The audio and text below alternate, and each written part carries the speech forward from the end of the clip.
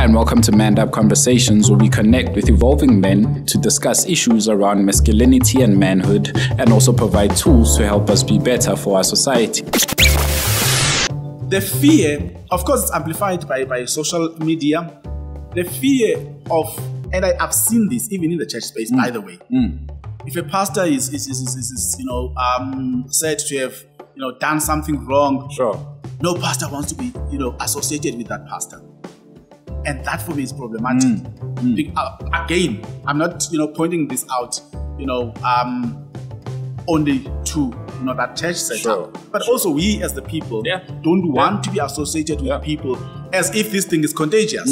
You're not going there to endorse the action, but as somebody that you trust. This is what I often say, KJ. If you are a close associate of mine and you do something wrong, and I don't tell you, and somebody, or rather it is done to me, and somebody from outside comes and say, hey, will I trust the person who's been here with me if he can tell me when I'm wrong? So let's move away, and it's going to need some kind of boldness by me. Let's move away from isolating people when people really need us. So yes, man. Beautiful day. I'm here with another dope brother of mine, man. You can see he's wearing the merch. He's representing for Doda Ndoda. My brother Viwe, Buntu. How do I say your surname? I struggle with surnames and I never want to mess it up for people. So please correct me on this one. Magqibelo. Buntu Magqibelo. Magqibelo. Magqibelo. Yes, sir. Man, welcome to the show, my brother. Great, bro. Yes, sir. Thank you for having us. Man, I've been seeing your work, man. I met you yet again. I think this is now the second one that I'm having with a guy that I met at the Heartlines Fathers Matter event. We just had a natural, gravitation towards each other. And when I spoke to you, you mentioned Ram and KG, so when I start breaking out and talking about church, you won't be surprised. So tell me a bit about that, man. You say you're a pastor. How did the journey even begin for you? Well, when we started, when we started, of course, we started a long time ago. Actually, so today Facebook reminded me of the initiative we had about 11 years ago. When we started as men's departments within the church space. Yes, sir.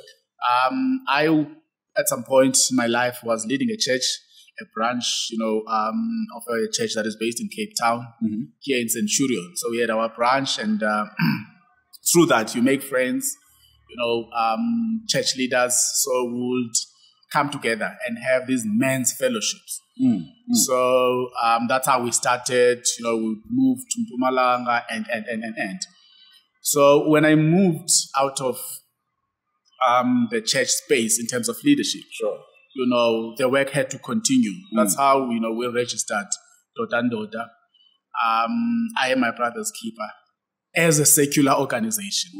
I do want to mention that as a secular organization, and I'll qualify why I say as a secular organization, because back then, and unfortunately it's still being used, in a lot of churches, that, these gatherings means rather evangelizing tools. It's a tool that is used to get men to come to church.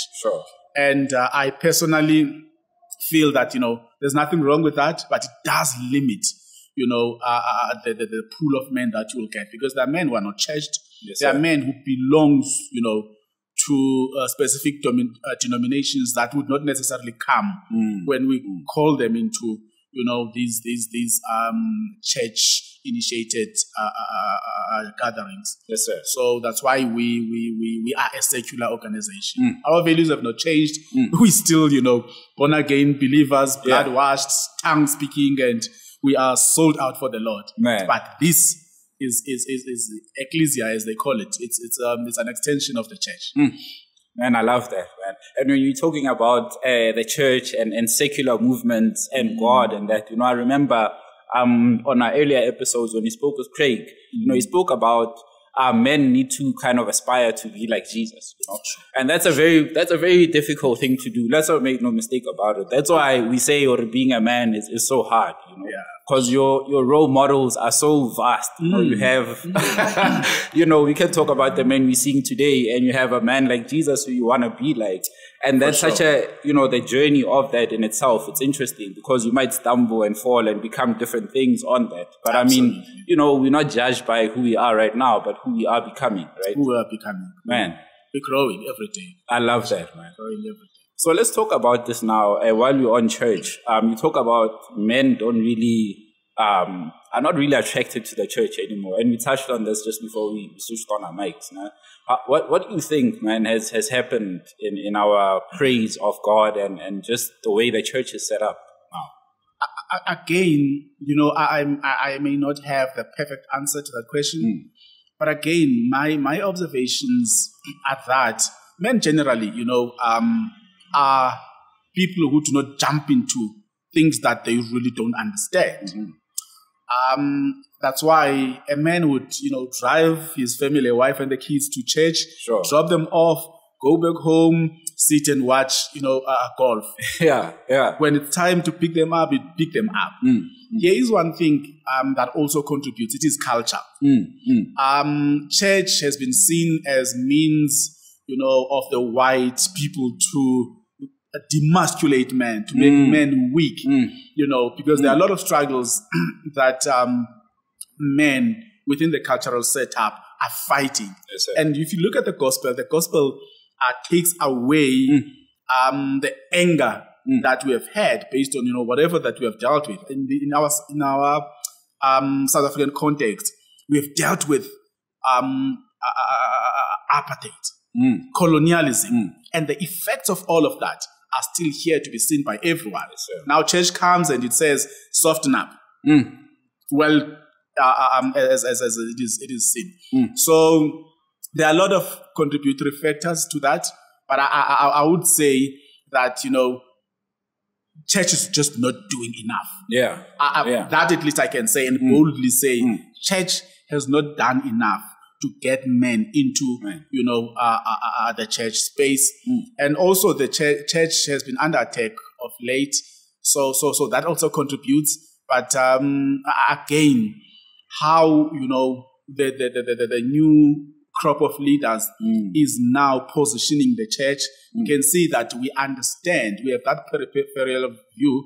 We understand what is happening around us, and we try by all means, of course, based on scriptures, based on sound doctrine, try to make sure that the church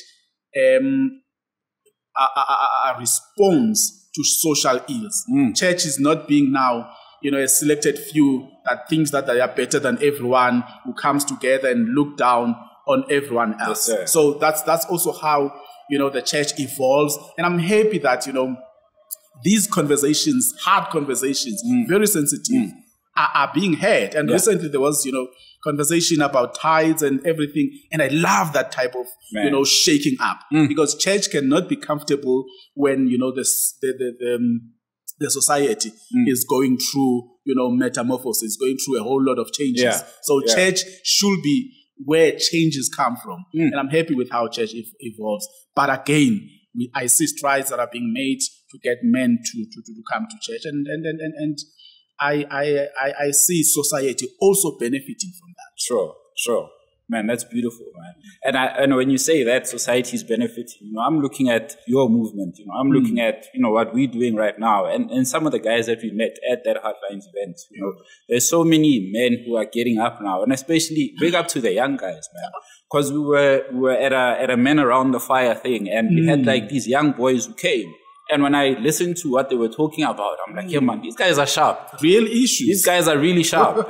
So big up to you guys, man. Great. And now, you know, talking about church, talking about tradition, there's a thing now that I think the church or tradition, I'm not sure which one came first, but when it comes to circumcision, circumcision is such a confused subject now. I'm like, I don't know if it's the church or it's culture, tradition first. So, you know, you talk about manhood has less to do with having a certain part of your body removed. I want you to break that down for me, man. What did you mean by that? Well, KG, I dingumxhosa. Sure. Xhosa guy who went through, that process. I've gone to the mountain, went there, did whatever that I needed to do, came back. So I have an understanding, and I may not have, much information and knowledge in as far as how the Pedis, the Tswanas, and all these different other, ethnic groups are doing it. Yeah. And I'm sensitive to that. That's why, again, if I may, Doda Ndoda, when we define a man, we don't define a man according to, how Amaxhosa define a man.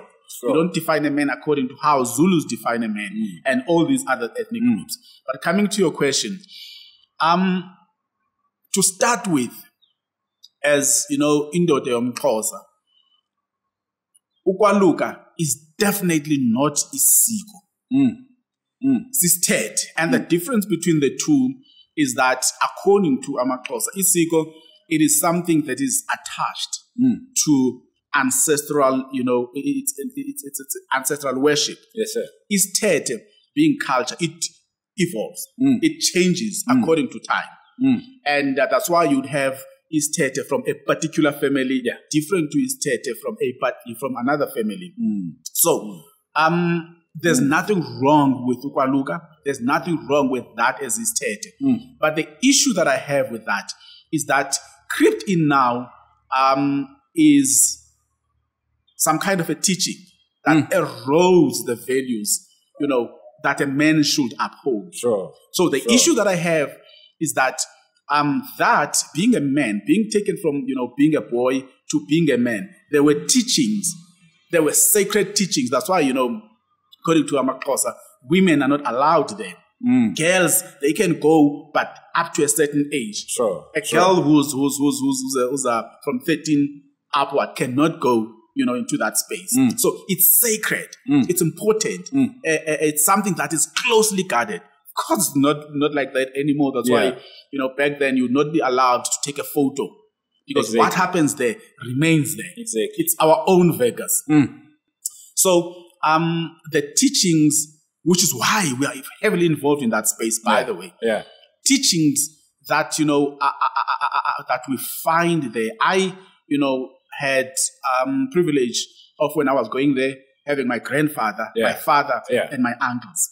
So I was shielded, I was protected, but I had good teachings. They protected that space. So what has happened now is that that has been, infiltrated by elements that are not helping the society. I personally, if I were to choose, I would choose somebody. In fact, back then, let me not even, talk about it in this context. Back then, Ikangada, which is the surgeon there, would be a person who has his own family. Oh, wow. A person who has a wife, a person who's responsible, and that person would leave his family, wife, kids, and go there and stay with the initiates for the longest time. Wow. So you can see that things have started to shift. Things have moved to what it really was. But again, we should not be having, initiates dying there. And the reason why they are dying, it's because of lack of knowledge as well. Sometimes you get cases where initiates are told not to drink water. Yeah. I mean, health-wise, that's committing suicide.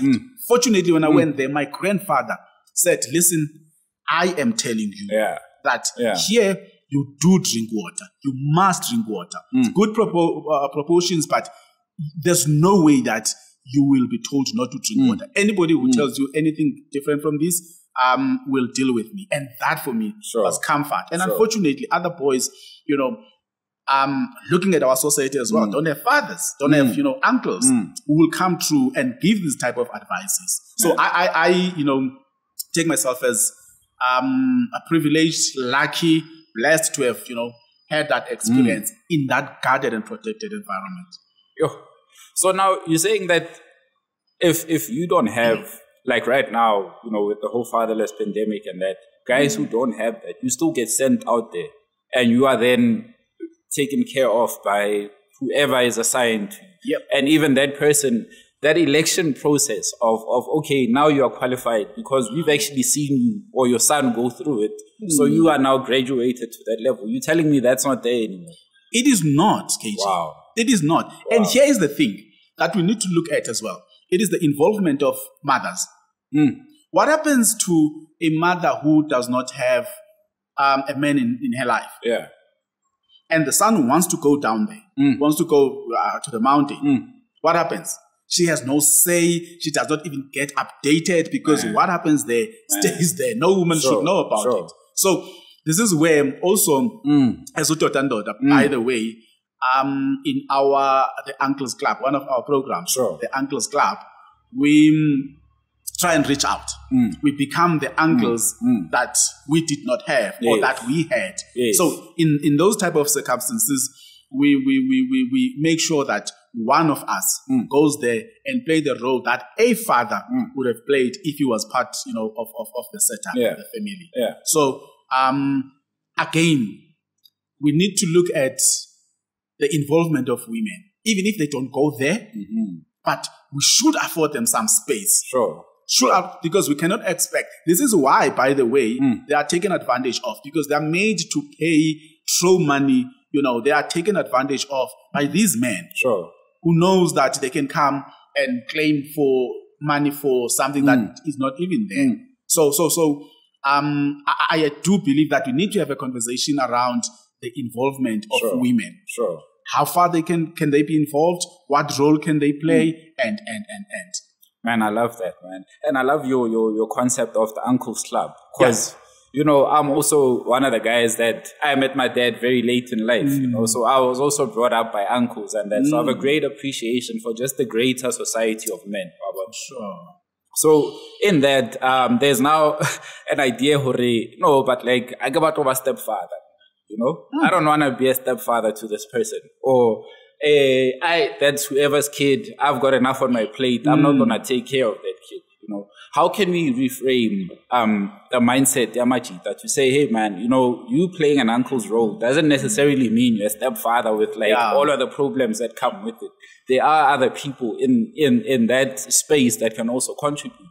But you yourself, here's what you can do. How can we get that, in the guys' minds to just understand your role extends to just more than your own family and your own circumstance?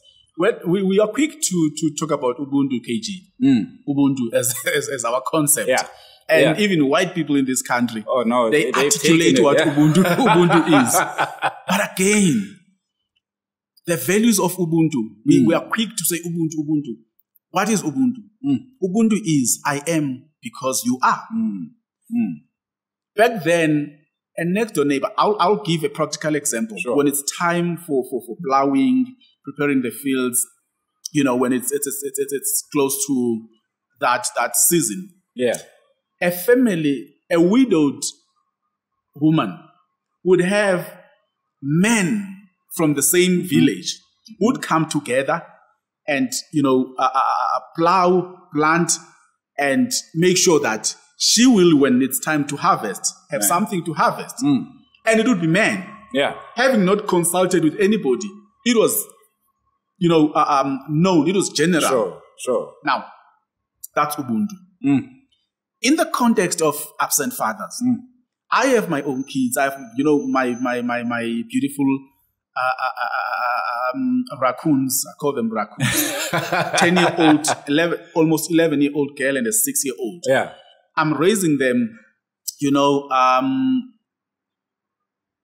intentionally instilling certain type of values. If they're friends, they are socialized with other children who are, not having what they have. These are friends. This is now, just an example, because it can be, a next door neighbor and. If I see a gap and I know that there's nobody to play this gap, whose responsibility do I think it is to make sure that that gap is closed? It starts from them. But also, what we have discovered is that when now we see that need, say there's a boy who plays soccer with your son, and you see that whenever it is that time, a mother would either not be there because she's a sole provider, can't leave, work, or a mother comes late. You can see she's dressed up because she's, an executive. She's doing well in the corporate world, but also she also needs to be here. This is where you come in. You make sure when you pick up your daughter, actually there's a guy, our regional coordinator up here in Gauteng, who's doing exactly that. His son is in an academy, and he has been able to look around and see a need, in other boys. So what we're saying is that when you see that need, of course, you will have to reach out to the mother. Yes, sir. And the first discussion that we need to have is, can I assist? Yeah.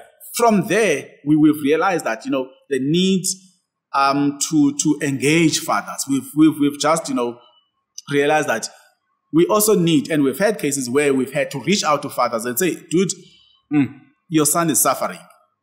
What's going on? And in that, it's multi-layered. In that, when you speak to these fathers are saying, well, I want to be part of my child's upbringing, but the mother is not allowing me to because of how, the relationship ended. And it becomes a whole lot of things. And even just, speaking to these mothers, some of them are saying, I want him to pay support. I want him to support financially, but it's there, where we then consult people who are in those spaces. Yes, and I would love to believe that we are making strides because people are getting helped. Not because we have resources, not because we know how to, but we are able to give advices and even, activate help from other people. So when we see that need, we reach out, and our role must be clearly defined. Because remember, I'm a married man, and I'm trying to assist a woman, a single woman. So we tread very carefully as far as that is concerned, because we also have to protect ourselves and our families. So these are the discussions that we have. Of course, we don't just butt in, and we try, and we are sensitive. Even when we reach out to these fathers, we reach out knowing that there are sensitive things that are involved. So we don't just without wisdom. We try and find a way and think about it and strategize and plan based on the the information that we have gathered. So it becomes very easy for us to creep in and assist when we know what is happening. Because the heart is there, but sometimes you can mess it up by how you approach the situation. So the approach is very important. Very crucial. I love what you're saying there. There's a TED Talk I watched. I think we'll link that in the comments. This man, Otto Kelly, is an American man, and he speaks of, if you remember the movie Boys in the Hood. Yeah. So in Boys in the Hood, there's a scene where he's with his son. I think they're coming back from fishing or something. Yeah. And the neighbors got arrested, right? Because they went and did whatever.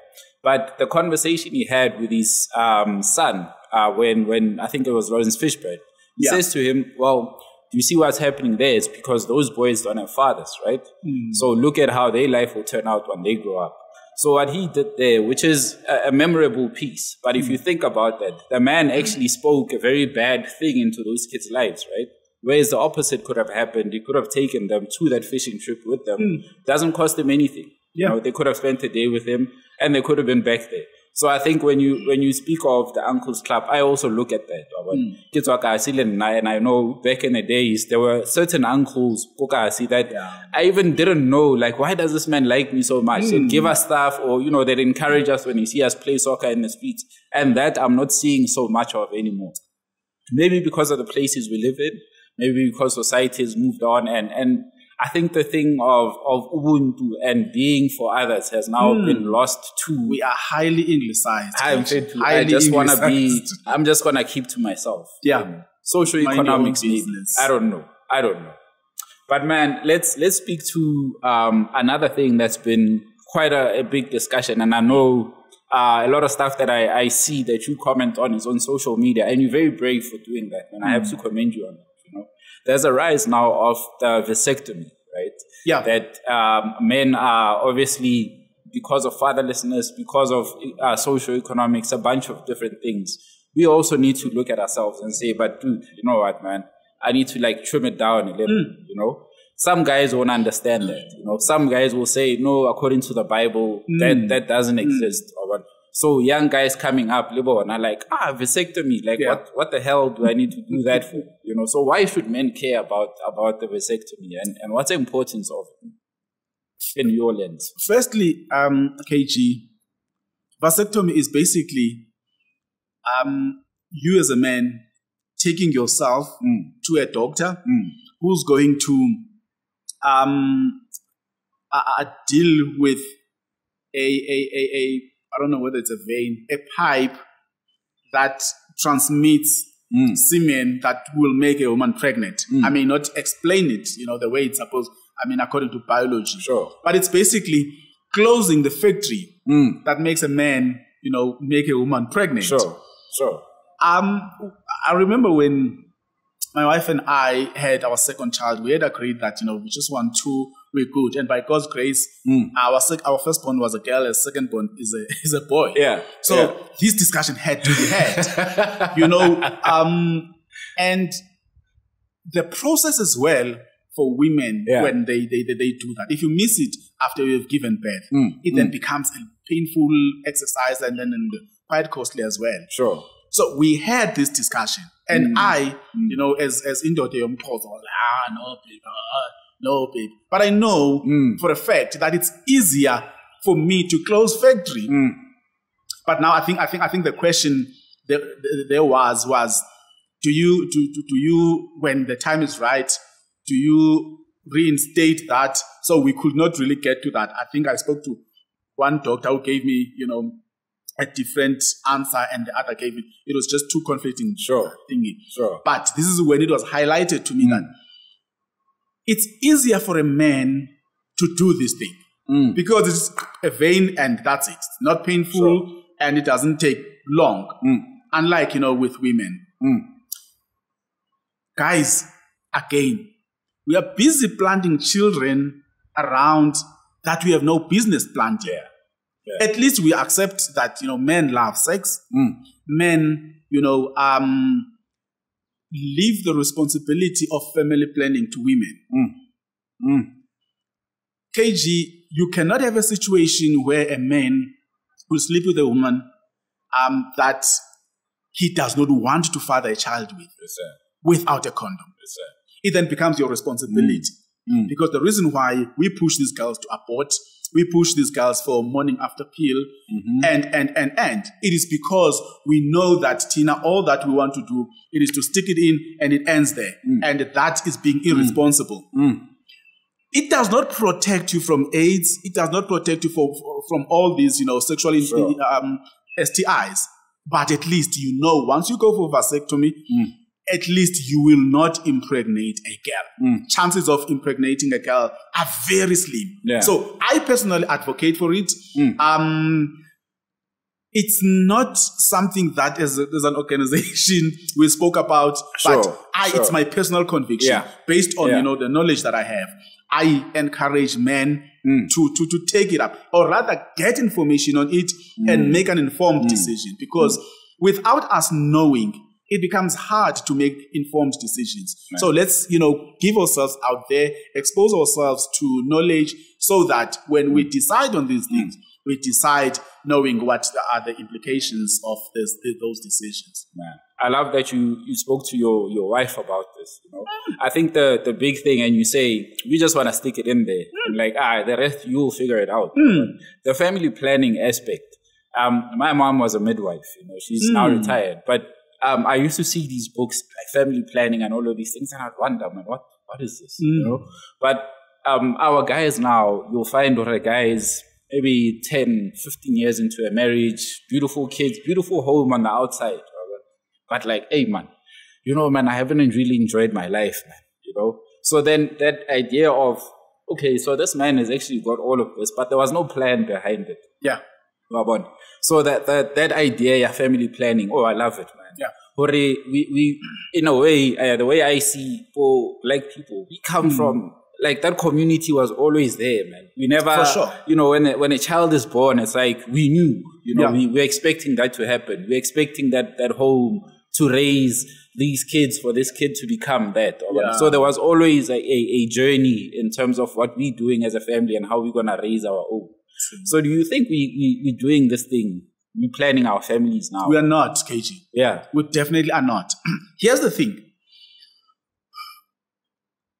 It would be better because remember women, they get to a certain age where they cannot bear children. Yeah. Of course, now you get those cases, but there's an age issue where, you know, it becomes hard to conceive.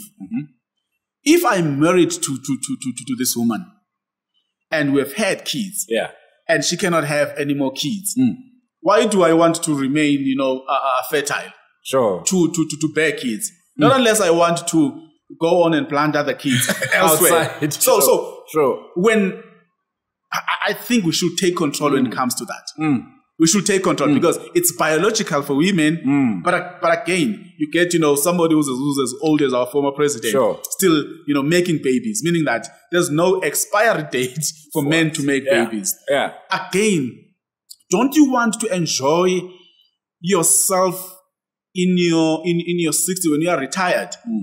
You know, instead of at a later age having kids that you are going to take care of. I personally think that, you know, when I'm 60, my kids will be in varsity or, you know, starting varsity. And by then, I don't want to be going around, you know, nursing kids. They must be grown now. So let's take charge of that. If I have that idea, then why am I not making sure that I prepare myself in that regard? So men do need, you know, to take responsibility as far as that is concerned and do something about it. Man.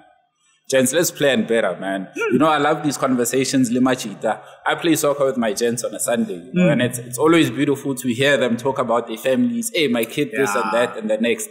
You know, the same way that we advise each other about, you know, or not even advice, the way we complain about what our women are doing at home. I would love for that conversation to also change and like, okay, no, I hear you complaining, but dude, this is what you can do. This is what I did. You know, let's put a spin on that. You know, if one of the guys is considering getting married, dude, have you thought about kids? Have you thought about school fees? You know, do you know what this costs? Do you know how much? You know, if we can get that with guys, I would really like. You know, I would think we're moving leaps and bounds ahead of the last generation of men. But there's a man that I spoke to who also said to me, yeah, you know, remember women, when girls grow up in a family, they are kept at home. You know? They clean, they do things against their will maybe now because they don't want to do it. That's a totally different conversation. But for the most part, a girl gets raised at home. They do stuff in the house. Our Tio now gets kicked out, go play in the streets. So you get that time as a lady to learn how to nurture, to learn how to take care of a home. And so Ronako Strati, we're out there. Right? So our time to do that is when we're older. So I really hope that, guys, the older that we are, you know, especially if you've experienced a bunch of stuff, talk to the younger guys in your group, you know, and also connect with the young boys, man. Because what that leads to now is something that's also a big thing in our country, which is GBV, right? GBV, I could say, you know, besides the traumas of apartheid and everything, I think it's a man who's at home and he's like, geez, man, I actually got myself into stuff that I don't really know how to get myself out of. I don't have no one to talk to. I don't have any tools to kind of, you know, get myself out or figure myself or try something different. So then what do? I start lashing out. And you said something, Hore, you know, when you think of GBV, it's like the face of a black man. And it's such a painful thing to hear. And I hate to accept it. But man, if I open the news today and there's a report about GBV, chances are it's a black man. So how do you see GBV? And are we addressing this issue right when you talk about it? We are making strides, KG. We are making strides. Gender-based violence and femicide is when somebody of a different gender who is stronger, and you did not hear me saying amen. Thank you. Because it can, you know, also apply to lesbians, and I want to be politically correct. Yes, to a male-male relationship, female-female relationship. Yes, because normally there will be the one who's a bit stronger. It applies to them as well. But it's mostly men who are inflicting pain to women or even to, other men, who are referred to as gays. Here is the problem with this. When God made men in a gender, now, we're made to be strong. Physically, we are strong. I often say, when I speak to the guys that women, their strength is here. The tongue. They can assault you. So it is when men use the strength that they've been given by God to protect women. And they use it against females, elderly, and children. People that they are supposed to protect. And this, what really hurts me about it is that it disenfranchised families. Because it is in most cases committed, by people to people that who are close to them, that they are supposed to love and protect. Actually, if I may take it even a notch higher, when men do that, when these people do that, sometimes they express it, they confuse it as a means of showing love. How sick is that? Man. You don't show love to a person by beating him up. But of course, now that we have identified that, we as Doda Ndoda have a program, another program, because we have different programs that looks at different things. It's called Men Fighting Against Gender-Based Violence. The issue of gender-based violence is not going to go away by us sitting and having roundtable talks. We need to actively be involved, radically involved in that space, and call out those men who are doing this. And unfortunately, KG, this happens even in the church space. Unfortunately, it happens in the workplace. It happens in social settings. It also happens in church. The last place you'd expect. The last place, which gave birth, by the way, to another program we call Harambe, which is reaching out to different organizations, but we're looking specifically at church, working around with churches so that we can address this problem. Because it is there. Just that people are too holy to talk about it. It thrives in secrecy. Of course. We want to talk about it. We also want to equip, these men who, when a woman comes to a pastor and say, "Hey, Mfundis, my husband has beaten me up and I'm going to open a case." A pastor will just call them and counsel them. There's nothing wrong with that. There's nothing wrong with intervening.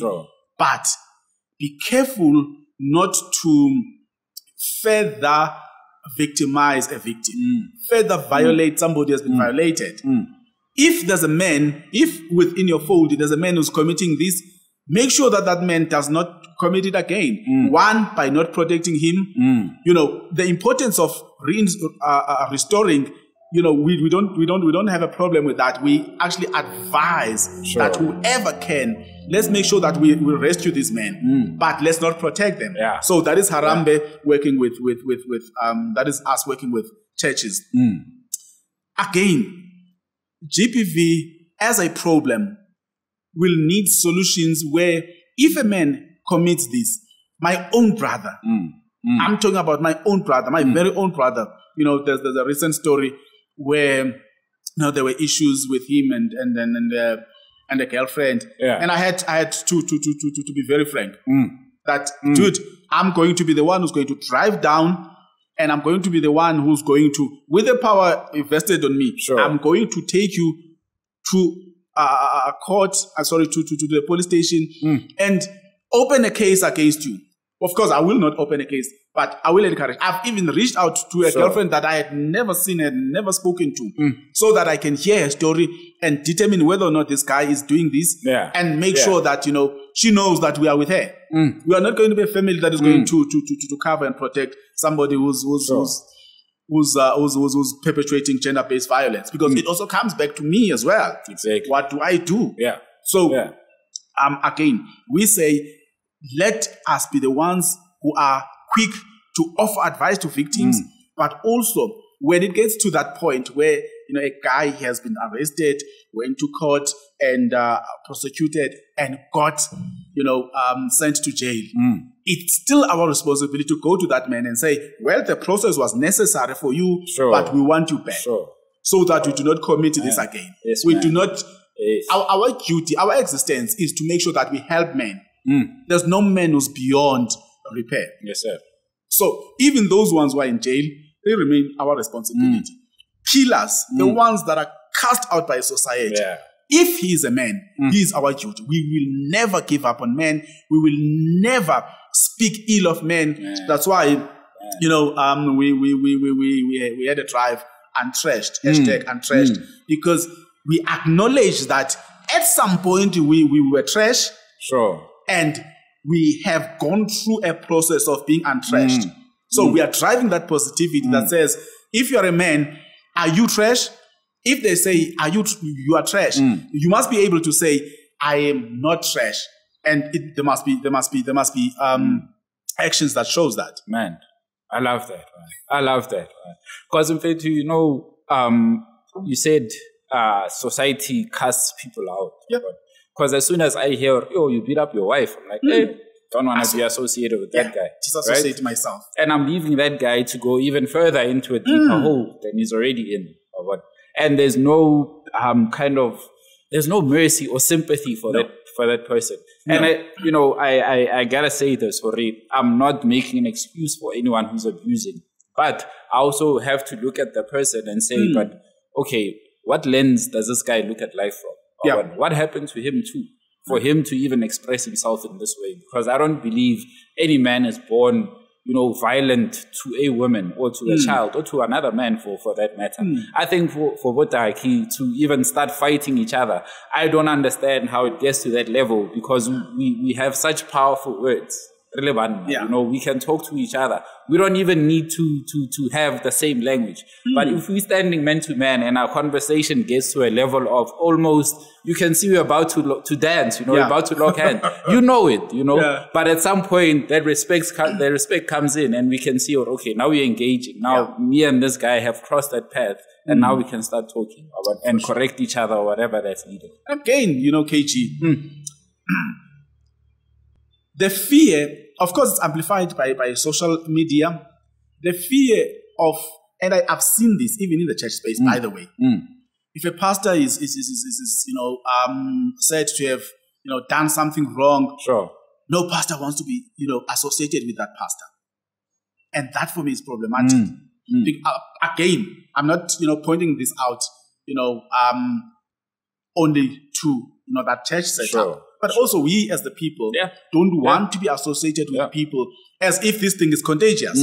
You're not going there to endorse the action. But as somebody that you trust, this is what I often say, KJ. If you are a close associate of mine and you do something wrong and I don't tell you, and somebody, or rather it is done to me, and somebody from outside comes and say, hey, waflopa ntwana.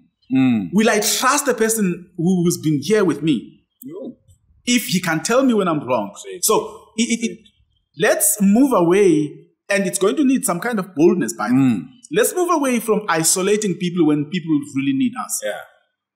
When people are down, let's stop this thing of isolating them, because also the act itself, if it's a crime, you know, he will pay for it. I'm not going to block him, you know, going to jail, being prosecuted.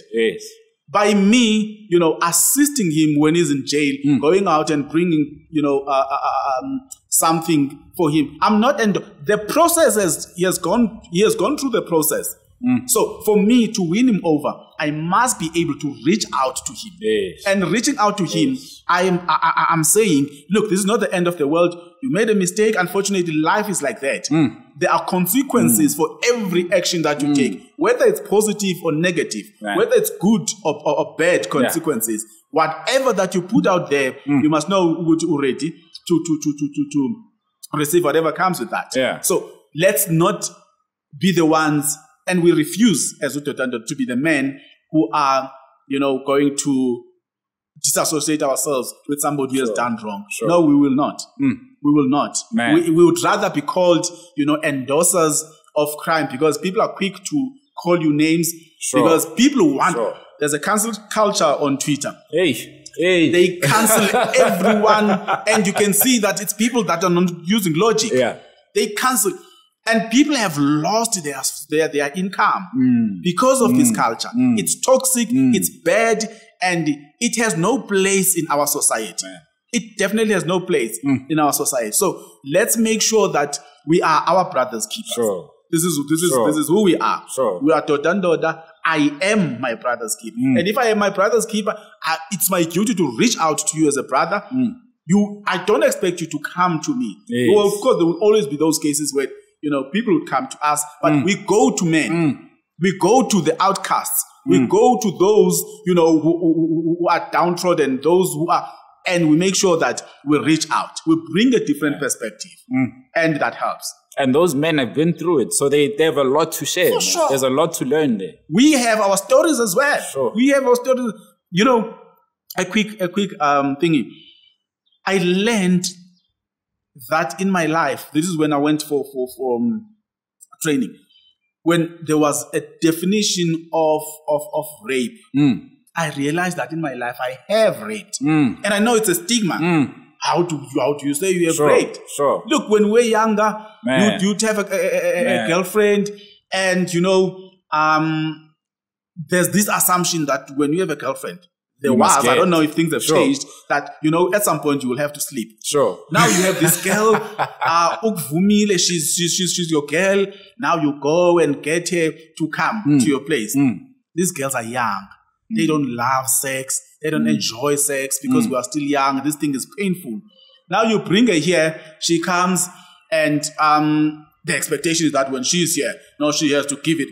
And if she does not want to take her, we have had situations where we assumed, and that is a problem, that by her being your girlfriend, she has to give it to you. By her being at your crib, she has to give it to you. By her sleeping over, she has to give it to you. Rape, by definition, is when you have taken it, even if she has given you the first round. These are the discussions that we need to have. Even if she has given you the first round, you are not entitled to the second round. If you take the second round, without a permission, that is a rape. KG, rape by definition is that even in the process of intercourse, if she says stop, you don't say I am close. You don't say I'm close to the Sana Allah baby. I'm close to and negotiate. You stop.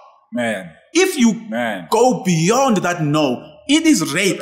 So I personally accept that I've done that. I've negotiated sex, and I have made a girl to give it to me under duress.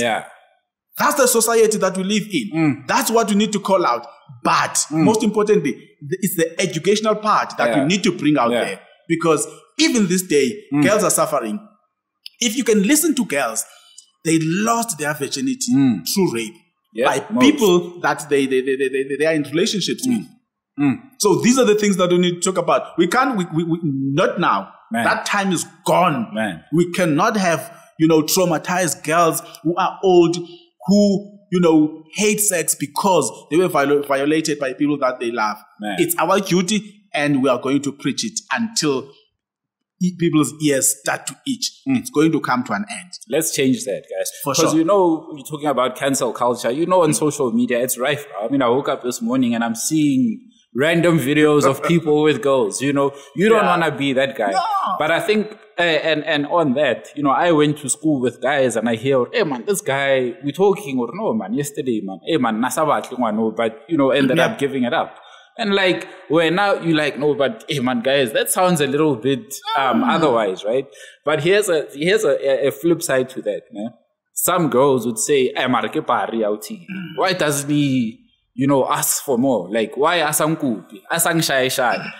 And and I can see your look now. It's like, it's a difficult one. But there's an idea,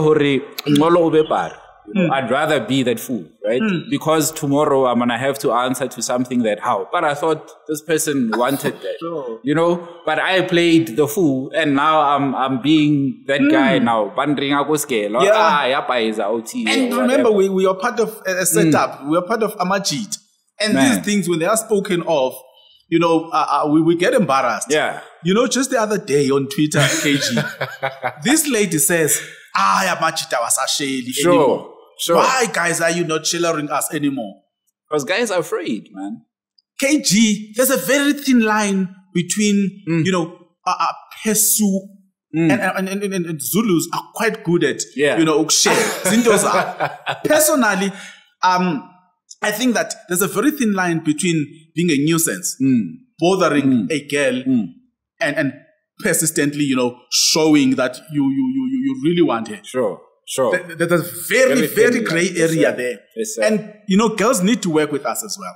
They need to work with us as well. Exactly. They must stop giving signals. They must stop, calling guys, with all sorts of names because they have chosen to, back off.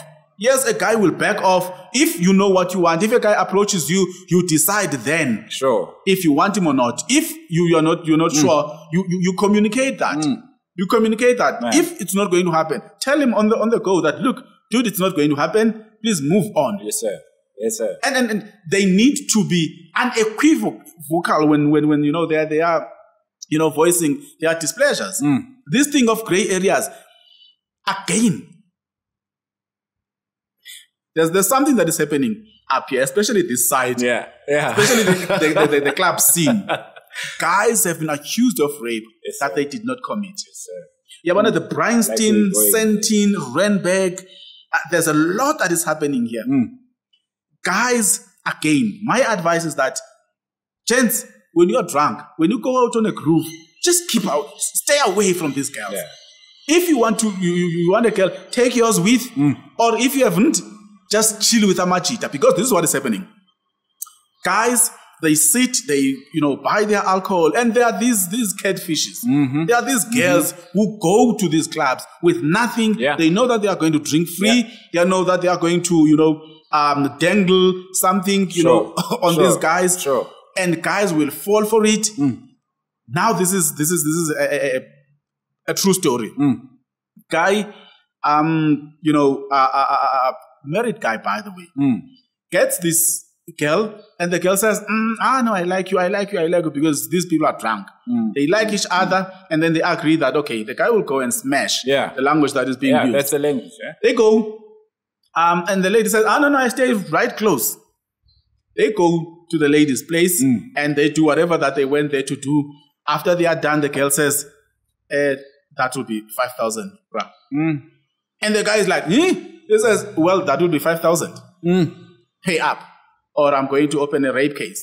If you go to Sentin police station, if you go to these police stations, there are cases that are opened every Sunday morning by girls who are falsely accusing guys.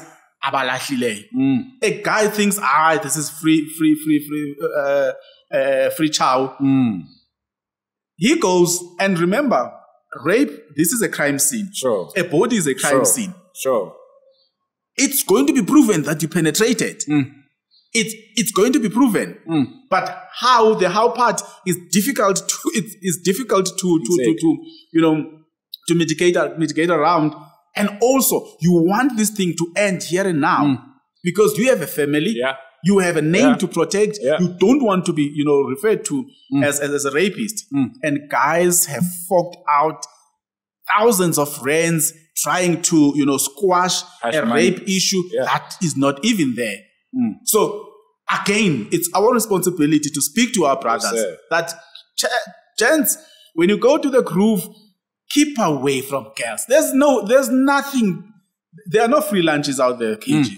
There are no free lunches. And you're going to pay for that free lunch. You are going to pay. You're going to pay for it. For sure. You may not pay now, but there's a bill that is coming after that. Hey, there's an invoice. Hey, man, you know what, man? The discipline that's needed now, I think it's far greater than we've ever needed. Yeah, but like you say, if you're planning to go out, you know what's out there. You know, you shouldn't even, that's not even something we should discuss. We know when you go out what we're going to see. But how do guys keep on falling for it? Come on, gents, we need to do better by this, man. You know, if you feel like you need to be entertained, prefer to go to the Grand or something. If that's what you want, you know, there are places for that. Yeah, if that's your thing, bro, go to the Grand and leave the other girls alone because you're not gonna win there. You're actually just gonna get yourself in more trouble. You are going to lose, man. And if you are married, my brother, man, you don't need to be going to any of these places. Zip it in. Just chill, bro. Zip it in, man. Zip it in. And now, there's a brother of ours now, and I have to celebrate this man, Katleho, who was also, you know, one of the guys who went through it, right? And to see him come back up and stand up for himself and kind of win that case and carry himself in a way that's also exemplary. You know, he didn't go out there and trash this girl and say whatever.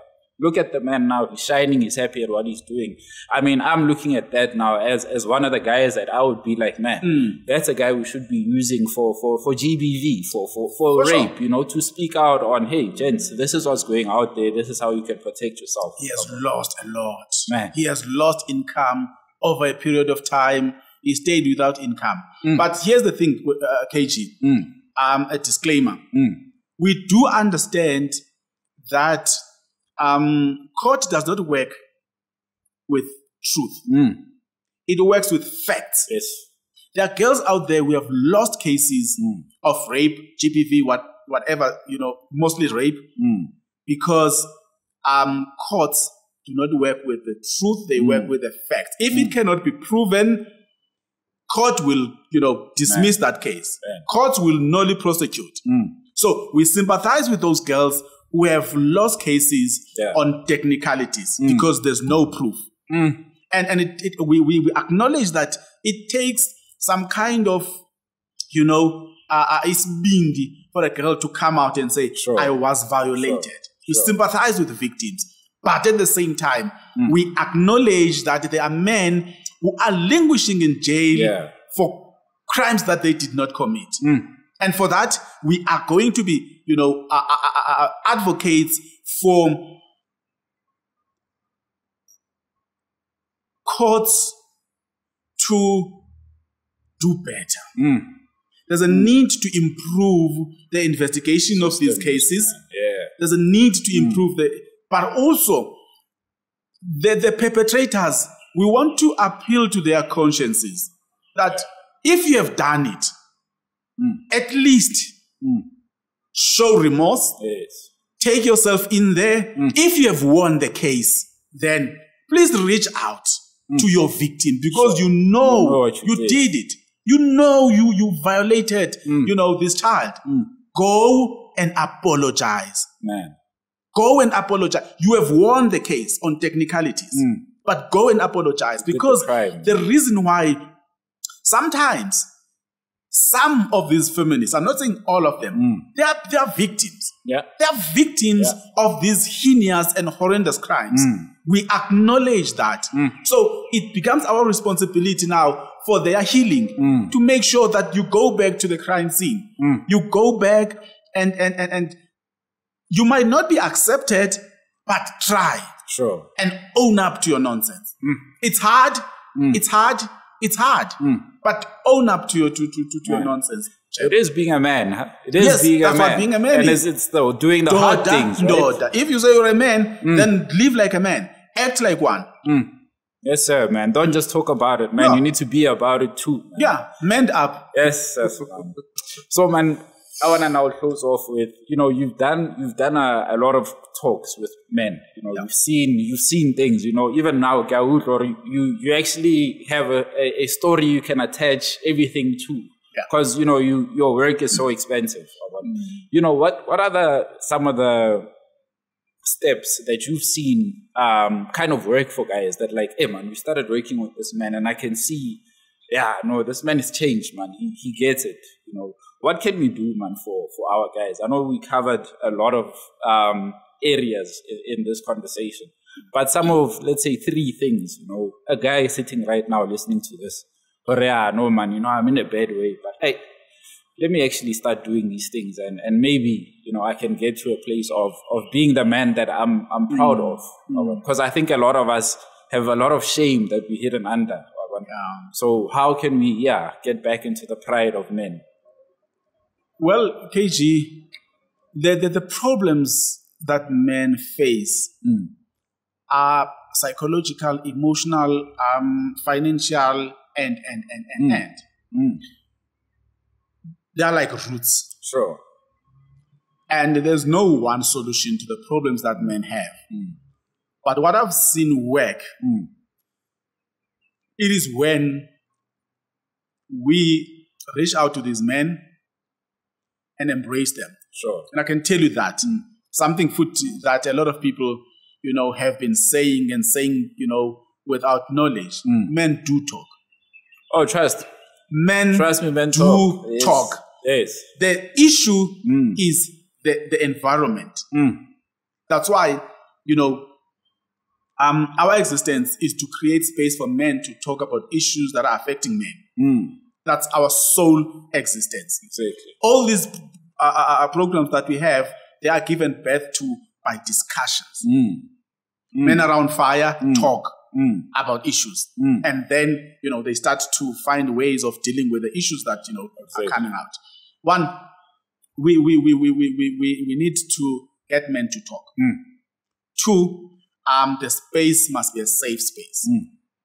3, when there are issues that are coming out, we need to be able to refer men and in the process walk this journey with men. Yes, sir. Because by Tembeti, they trust us. We have been there. I'm able to speak the church language when I'm in that space. And as Umjita Okulele Lokshin, I'm able to speak the language. Sure. I am, because for the longest time, I embraced the church language so much that even when I'm in the spaces where I have to drop this language, I struggled to, and I had to sit down. Look, I don't care now how people look at me. Of course, perceptions are everywhere. I mean, sort of are very important, are everything. But I do not have a desire to be boxed. I know who I am. I know my responsibility in this society. And when I'm with Amajita, I speak their language. Because it's a language that I used to speak, by the way, I understand. So it becomes easy for us to walk the journey with them. And let's, you know, in the process of getting help, we acknowledge that we are limited. Let's get resources. Let's get help. Let's you know, collaborate and allow or even reach out to the professionals who are going to come and assist in these, you know, situations. Just a few months ago, we hosted, you know, Advocate Chusa, who is a specialist in Greater Gauteng in the children's court. What we wanted to unpack was, you know, laws around maintenance, the rights, and everything. We recorded that. But, you know, the enemy is always actively fighting against these type of things. So when we have found these men, let's take them, let's give advice, and let's take them to, you know, people that know better than we do. That's where these collaborations are coming. And if this issue needs a social worker, let social workers also help us, by the way. Let legal gurus also help us as well. We are open to, you know, psychologists coming and say, well, we see the work that you guys do. We want to partner with you. Then when we have an issue, we will then link these people with, you know, the professionals, these men with the professionals, you know. So it's everyday work, but at the same time, it's something that we see happening and working for ourselves and our brothers. Man, that's powerful, man. I love that, the power of collaboration and using professionals. You know, there's a thing that we always say, or hey man, you know, I don't feel like I'm ready. You know, what do I need to do? But I want to encourage people now. You know, I started this platform with very much no knowledge. You know, well, let me not say no knowledge, but I had a lot of questions, you know, about manhood and what a man is. And, you know, today I'm sitting here, I'm meeting guys who have been doing this. You know, I'm meeting psychologists. I'm going to start a group now with SEDEC, you know, where we're going to be doing a group for men, you know. So there's so much that we can do with the little that we have. You know? So if you're there listening to this, man, there's a lot happening in your community. You understand? There's a lot happening in your church, your home, and that you can be the person that can change it. If you can't do that, or you feel like you can't do it, guys, reach out to Man Up Conversations. Check out these conversations we're having with guys like Doda Ndoda, with guys like Father Nation, with guys like Heartlines. All of these organizations are there to help and assist you become the man that you want to be. You understand? So, Buntu, I think I want to give you, you know, this closing moment, man. Where can people find you, and how can they get involved with what you do? You know, in their small corner or their big office, wherever they are. We are on Facebook, Doda Ndoda, I am my brother's keeper. We also are on YouTube, our page there, Doda Ndoda, I am my brother's keeper as well. That's where we are uploading some of the talks that we've had and some interviews, you know, with people who really are adding value to the work that we do. We also are on Twitter. It's called our Twitter handle is called Doda Brother SA. Okay. Also, I am on these platforms. My name is Buntu Magqibelo. You can find me on Facebook, also on Twitter. My personal Twitter handle is @Magqib. It's @Magqib. It's Magqibelo. Cut short there. I'm there. But also, you can contact us, man. You can contact us. We are contactable on a cell phone number 071 8381703. 071 8381703.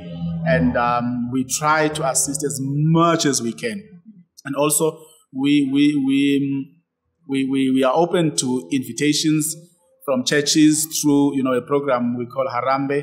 We are open to working with, you know, kids, schools, church, where you find young people, you know, through the program, the Uncles Club. We also, you know, are available for talks, programs that you want us to participate in. We are available. And you hit us up, and we will, you know, see what we can do. Man, I am my brother's keeper, man. Yeah. Guys, do the right thing. Follow Doda Ndoda. Check out what the men are doing out there, man. And if you happen to see them, you know, in your area, go ahead and give the brothers a shout. They got some beautiful merch. Make sure you get yourself, whether it's a hat, a sporty.